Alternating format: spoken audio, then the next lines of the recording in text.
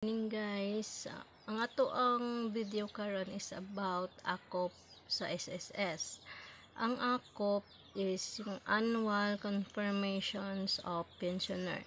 So dili ako ang nag-file kundi ang akong mama, kay siya naman ang bali ang pension sa akong papa, kay namatay naman akong papa last February 1, 2023. So siya sa iyahan na ni puli ang siya sa iyahan nagipasa ang pension sa akong papa. So kailangan kanang AKOP annual confirmations of pensioner, yearly na siya nagaadto sa SSS. Base lang di sa ang ako ang experience guys ha, kay kaisa pa manggod kay bag-o lang manggod nag 1 year akong papa gikan sa ihang pagkamatay. Dapat mo report siya dito sa SSS para dili maputol ang iyahang pensyon. So ang pag-report namo sa SSS sa pag-file sa AKOP is birthday sa ako ang papa. Like ang akong papa, ang iyang birthday is March 11, 1957. So ning report mi ani nga time is March 11, 2024. So kani nga time padulong na mi ani Grand Mall mga 8 AM. So kanina time nang adto mi sa second floor sa Grand Mall kay naaman dito ang SSS.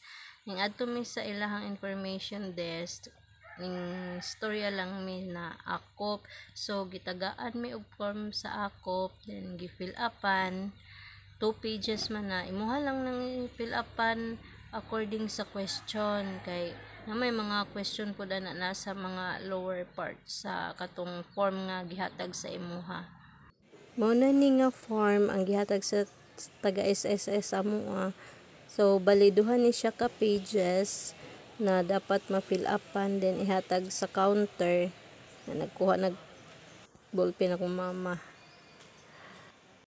Sa karon daw 2024 according sa SSS, kung pensioner man ka nya wala daw kay SSS number, kailangan magkuha na gyud daw ka.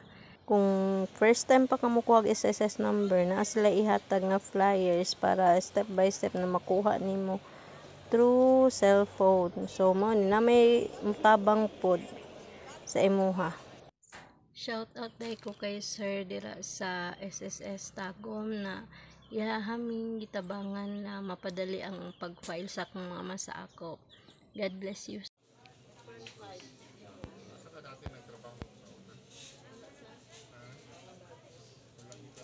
Kanina time mo na niyang gi-interview si mama. So thank you.